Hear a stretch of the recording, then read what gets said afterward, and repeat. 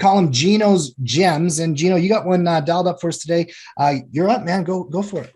Yeah, so Tim, this is going to take me a few minutes because the issue I'm going to solve is harder to explain than the solution. So I'm going to dive into that real quickly. But the trader hack I want to show you today, guys, is probably the most important. I say this every week, probably the most important. But it's about position sizing, and a lot of it has to do with basic math. But, basic math sucks. Unless you really like math and you're going over a lot of charts as a trader. If you're not real good at math, you're going to love this hack because the most important thing about trading is risk management.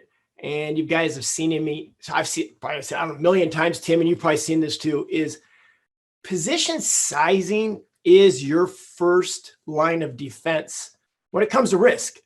And I don't know about you, Tim, you and I talked about this, and I think Mark and I have talked about this, but a lot of problems we see with students' portfolios or brand new traders is they position size wrong. Sometimes it's too big. That's the big problem. They position size wrong as far as not the consistent amount of shares. They're just not doing the math. They're not thinking about the risk, and it catches you off guard. So this simple little tool, it really is cool. And, you guys know Frank Martin, Breakout Frank. I see him using this all the time. He loves this. Now, I'm good at math. I can do math in my head. Sometimes I make mistakes, and I probably should be using this tool more often. And I use it a lot to build our stock and options report. So let me show you how I do it. So I'm bringing up a chart. Do you see this chart here, Tim? I just randomly picked Apple. Is that showing up on yours? I just randomly picked Apple here just because this is an old chart. It's like a few days old, whatever. But I was just looking for an example. So when you look at a chart, the first thing you do is you're trying to figure out, where do you put the entry? Where's your trigger to get in? Where's your target? Because if you're greedy, of course, you're looking for profit. That's why we're doing this, right? But this tool I'm going to show you solves two problems. The first thing is, where do you put your exit? So like there's many choices. Like if I put my exit here, and we use different rules on our step system, our swing trading system. So as a swing trader, I might put it below this candle, or I might put it below this candle. Now, there's two issues going through your head here. It'll take me a couple of seconds to explain it, but I just want to make sure we're all on the same mind path here. We're all on the same link. And then when I show you the solution, you're going to go, oh, that's cool.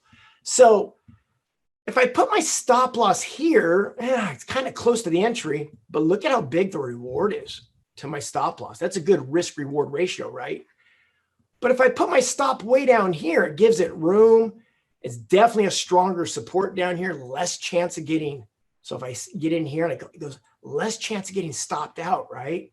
So I want a wide stop, but I do want to target. So your basic entry, target, stop loss. So the biggest question we get all the time is, where do I put my stop loss? And what you really should be asking yourself is this: if I put my stop loss there, and I'm going to zoom into this so you can see it. If I put my stop loss here, how is that different from the stop loss here as far as position sizing? That's really what the mathematics is about. So number one, if I get in here and I put my stop here, how many shares do I use if I put my stop loss at exit 1? How many shares? Versus if I put my stop loss at number 2. See, the shares are going to have to change because this exit number 2, it's much further away. So you have to use less shares. Well, that can take you all day trying to figure that out. And if you have a calculator, so you know what most people do? They do it the lazy way. They go, I'll just do 100 shares. I'll just do 50. I'll just keep my eye on it, right? I see that a lot. And you can't do that. If you're running the business of trading, you cannot do that. You have to be consistent and correct. Your position size has to be consistent. Then finally, Tim, and this is secondary. This is secondary to the whole problem here. What is the risk versus reward? Or another way of saying it, what's your ratio of profit to risk? Is the ratio, are you making enough to justify this risk? So the simple tool, let me jump into it here, is on TradingView and certain softwares, we do have this built into our stock and options report for you. You can simply do this, two things. When you log in and you go to your watch list, first thing you do is you type in the account size you're trading with. And then second and finally, what % risk do you want to trade with. And now this could change daily, this could change weekly, but this is consistent. By using a percent, it's consistent. And guess what? No math needed. The software does everything for you. So once you put that in, which actually takes like 2 seconds, I'm going to do it for you here. Boom, check this out. If I click on that tool, it says if you enter here and you put your stop loss in exit 1, you need to do 123 shares. That's 1% of your account risk. But if you put your stop loss down here, guess what? It changes it to 38 shares.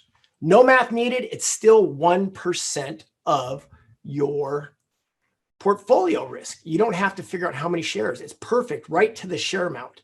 And what I do, Tim, is I usually round this down a few shares to, if there's commissions involved and stuff.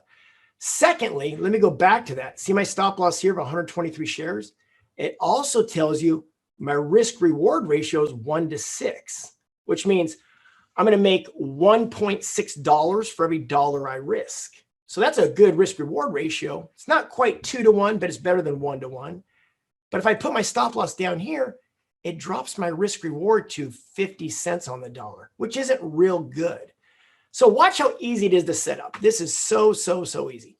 I'm going to bring up our stock report. I'm just going to randomly pick, this is last week, guys, because only our pro members get the updated this week. I'm going to pick News Corp here. Now, if you guys are pro members, or if you want to be pro members, just log in. It's in here. It's in here. You just go through the watch list, and we got quite a few picks. So watch how simple I do this. This is really easy. All you do is you find where you want your trigger point. What do you think, Tim, right about there? 24.60. I'm going to go with this double top here, right? And right away, I'm thinking a stop loss either here or here. So I find, my entry. I go over here to the position sizing tool. You see the little hamburger thing here? I click that, and I go back to my entry. Boom. Now check this out. I'm going to bring it over to the left so you can see it.